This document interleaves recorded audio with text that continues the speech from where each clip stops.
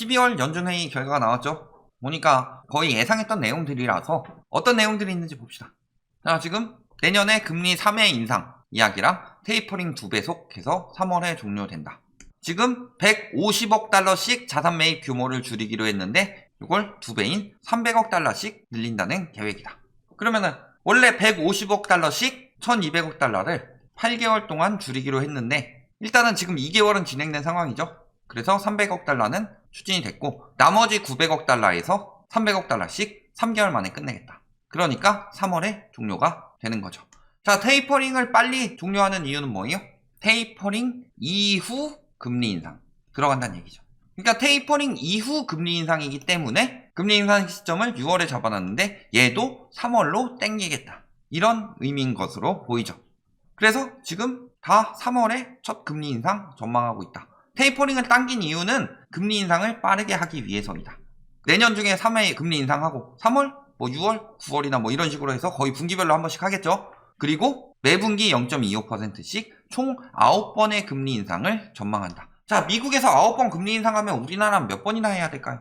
지금 1%예요. 2번 정도는 선제적으로 했더라도 0.25%씩 한 7번은 더 해야 된다는 얘기죠.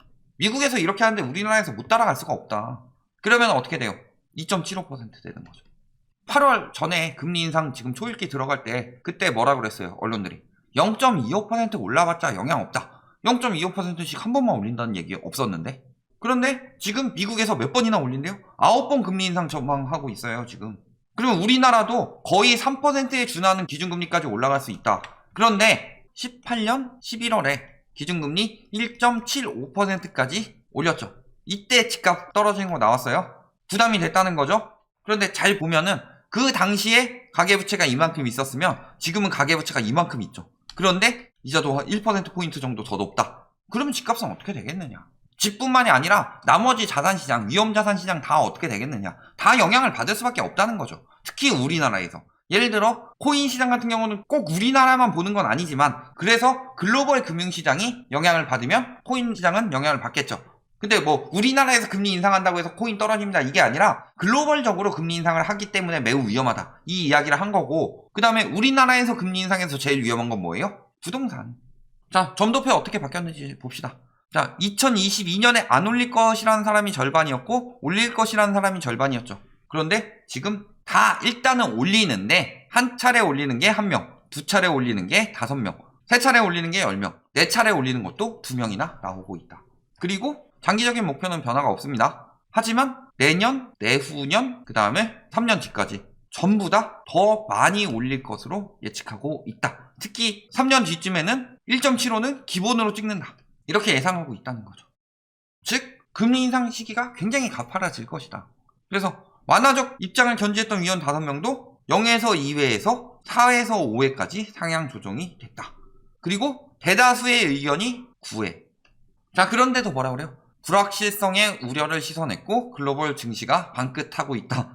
더 세게 들어갈까봐 조금 주춤했던 건 있는데 그 부분이 조금 완화가 됐으니까 조금 미뤄졌던 사람들이 다시 돌아온 정도인데 0.57%, 17포인트 올랐다고 하는데 이게 엄청나게 그거 아니죠. 위험자산이 보통 인플레이션 시기와 금리 인상 시기에 위험한데 금리 인상 시기에 오히려 유리해지는 상품들도 있어요. 그런 쪽에서는 좀 올랐을 수 있죠. 오히려 올릴지 안 올릴지 모르니까 다 방관하고 있던 가운데 결과가 발표가 되면은 금리 인상 심해지겠구나. 그런 식으로 해서 그쪽 주식에 좀 들어왔을 수도 있죠. 전반적으로 한때 엄청나게 저금리 때 떴던 주식들, 그런 주식들은 지금 매우 위험해지고 있는 거죠. 지금 게다가 인플레이션 비상이 미국뿐만이 아니라 한, 미, 중. 그래서 미국 지금 금리 인상 빡 올린 이유 뭐예요? 실업률 떨어졌고 지금 완전 고용에 거의 근접한 수준이다. 미국에서 금리 올라갈 때 보는 거 3가지가 실업률, 물가 상승률, 경제 성장률. 근데 실업률이 안 맞춰졌기 때문에 지금까지 조금 주저주저 했는데 물가가 일단 너무 과도하게 치솟고 실업률이 굉장히 빠르게 줄어들고 있기 때문에 시작이 된 거다. 중국은 지금 12.9% 상승했대요. 전년 동기 대비. 지금 13.5%다. 물가가 1년 만에 10% 넘게 올랐다는 거예요. 굉장히 많이 오르고 있다는 거죠. 그래서 미국에서는 소비자 물가지수를 많이 봐야 되고, 물론 지금 생산자 물가지수도 발표됐는데 장난 아니었죠. 중국에서는 생산자 물가지수를 많이 봐야 된다고 그랬죠. 그런데 중국의 물가가 상승하고 미국의 물가가 상승하고 있다는 건 세계적으로 물가가 상승하고 있다는 거다. 자, 거기다 호주 2월에 테이퍼링 종료하고 긴축으로 전환하겠다. 이런 이야기들 나오고 있죠. 그러니까 세계적인 현상이다. 미국뿐만이 아니라. 왜? 세계적으로 물가가 잡히지 않으니까. 문제는 우리나라 같은 경우 위드 코로나에다가 확진자 많이 나와서 좀 더 강화됐죠. 그리고 오미크론 이야기 지금 요즘에 나오고 있죠. 그런데 예전에 코로나 처음 터졌을 때 물가 뚝 떨어졌으니까 금리 떨어뜨렸죠. 경기 침체되면서. 그런데 지금은 경기가 침체되더라도 물가가 오르는 비용 상승 인플레이션이 일어나고 있기 때문에 금리 인상은 계속되는데 경기 침체도 확 살아나지 않으니까 앞으로 경제시장이 위험해진다는 거죠. 그런 시장에서 자산 거품이 어떻게 계속 유지를 할 수가 있냐. 자, 그러니까 뭐라 그래요, 이제. 미국보다는 유럽 통화 정책 방향에 주의해야 된다. 아니죠. 최고치 기록하고 있는데. 미국에서 한번 터질 가능성이 지금 굉장히 높아요. GDP 대비 가계부채 쭉 올라갔다가 글로벌 금융위기 한번 터지고 쭉 떨어진 다음에 코로나 터지고 다시 올라갔죠. 한 번 더 터진다, 그럼. 근데 과거 생각했을 때 어때요? 아예 무시해야 되는 말이 아니라 지금 미국 테이퍼링 하면은 유럽 통화 정책은 당연히 영향을 갈 것이다. 요건 봐야 되죠. 왜? 그때 글로벌 금융위기 2008년에 터졌죠. 그리고 2년 뒤에 뭐 터졌어요? 유로존 사태 터졌잖아요. 왜? 미국에서 영향 받으면 유럽까지 영향 갈 수밖에 없고 지금은 미국, 유럽 할 거 없이 물가 상승률이 최고니까. EU 전년 동월 대비 4.1% 증가했고 탈퇴한 영국도 4.2%. 근데 목표치가 2%니까 긴축을 안 한다가 아니라 할 것이다로 바뀌어갈 것이라는 거죠. 자, 우리나라 시장 어때요? 지금 상당기간 물가 목표치 상회 지금 이번에 나왔어요. 내년에 상당기간 오름세가 이어질 것이다. 2%대로. 내년에는 물가 상승률 2%대는 나오고도 남는다. 지금 이런 이야기가 나오고 있어요. 그러면은 내년에 최소 3차례 이야기가 나왔는데 가능성에 따라서는 4차례도 충분히 나올 수 있다. 분기별로.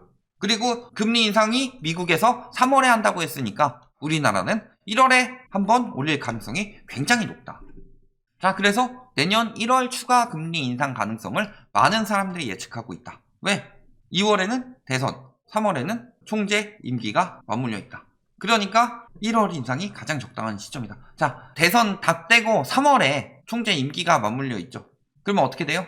그래도 올려놓고서 좀 추이를 봐야지. 그런데 2월 올려놓고서 제대로 된 효과가 얼마나 나왔는지 보기도 전에 3월에 바뀌어버린다. 그러면 굉장히 혼선이 빚어질 수가 있죠. 그러니까 1월에 올릴 가능성이 매우 높다. 그리고 글로벌적으로도 자, 금리 인상의 매수 심리 위축 이런 이야기 지금 나오고 있죠. 자, 얼마 전까지 뭐 때문이라고 그랬어요? 대출 규제 때문에. 대출 규제 때문에 안 사는 거다. 이건 왜곡된 시장이다 하고 있는데 금리 인상의 위축이란 이야기가 나오기 시작했다. 근데 내년에 뭐 서울 공급 부족이니 아무리 난리쳐도 금리 인상이 몇 차례? 3-4차례는 될 건데. 늘 저희가 했던 얘기 같이 나오고 있죠. 기축통화를 쥐고 있는 미 연준보다 더 선제적으로 금리를 올려야 하는데 요거를 문재인 대통령은 집값 올려서 세수 받으려고 하는 대통령이었는데 집값이 너무 급격히 떨어질 것 같으니까 안 떨어지게 막기 위해서 조치할 것이다. 이딴 이야기를 많이 했었죠. 그걸로 뭐 세금 받아먹겠다는 것 자체가 아니 부동산 세금이 많아요? 아니면은 소비세나 이런 게 많아요?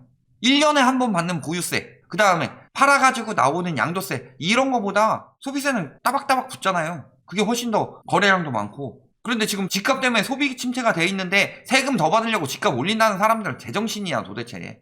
결국에는 국가가 잘 돌아가기 위해서는 소비가 잘 돌아야 돼요. 내수시장이 잘 돌아야지 국가가 세금이 잘 벌리는 거지. 집값 올려가지고 세금 확보한다고 하는 인간들은 그냥 머가리 속에 집값은 무조건 올라야 되고 정부는 무조건 까야 된다 이 생각밖에 없는 거고. 금리 인상은 주택시장이 박살이 나든 망가지든 부동산 정책 완화가 들어갈 수는 있지만 금리는 못 막는다. 근데 박살 나고 있는 부동산 시장에 그때 부동산 정책 완화한다고 해서 바로 효과 나와요? 아주 그 초이노믹스 같은 금융 정책이 나오고 나서야 효과를 봤다. 그리고 영끌 비투족은 지금 2차 부담이 굉장히 가중되어 있습니다. 지금 3%대 실종되었다고 하죠. 주담대 3.27에서 5.22%다. 그렇죠? 그리고 영끌 비투에 뛰어든 30대는 가구당 8,800만원 빚졌다. 자, 3%라면 얼마예요? 264만원이죠. 근데 얘가 6%가 되면 부담이 528만원 되죠. 그러면은 지금 이거 월로 나누면 얼마예요? 한 달에 22만원 정도에서 44만원 정도로 부담이 확 늘어난다. 지금 이거 이자만 말한 거예요. 이자만 여기지 보통 초창기에는 뭐도 많이 받아요? 원금. 그러면 B2에서 자금 먼저 빠지겠죠? 연끌은 왜 먼저 안 빠지냐? 황금성이 낮기 때문에. 결론 예상했던 범위라고 지금 이야기하고 있어요. 예상했던 범위이기 때문에 충격이 적을 것이다. 왜? 내년 3월까지 테이퍼링 종료하고 3차례 인상. 요것만 보고 예상했던 범위라고 말하고 별 충격 없을 것처럼 이야기하는 사람들 많은데 이거보다 더 중요한 건 뭐예요? 총 9차례 인상할 것이다. 내년까지만 버티면 되겠지 이런 마음조차도 사라진다. 9차례 인상이 발표가 됐고 이게 점도표를 보면 답이 나오는 거죠. 그래서 점도표가 굉장히 매파적으로 변했다. 최소 3년 이상은 굉장히 유동성을 급격히 줄이고 이자가 급격히 올라갈 건데 우리나라 지금 저번에 한번 보여드린 적 있죠?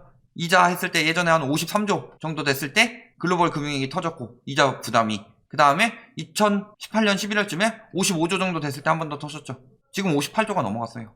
원래 한 55조 정도 나왔는데 금리 올라간 거 곱해봤더니 58조가 나왔죠. 금리 올라가면 60조 넘어가는 것도 순식간이다. 그러면 부동산이든 그런 자산시장도 어떻게 되겠느냐. 답 나왔죠. 근데 문제는 조금 떨어져서 이제 다시 빚내서 좀 사볼까 하는 마음도 안 들게 만든다. 앞으로 굉장히 커다란 한파가 닥칠 수밖에 없다. 부동산 시장이든 나머지 자산 시장이든. 그래서 굉장히 조심해야 하는 시기고 거품 많이 낀 것들은 굉장히 많이 박살날 수밖에 없다는 거 꼭 명심하시기 바랍니다.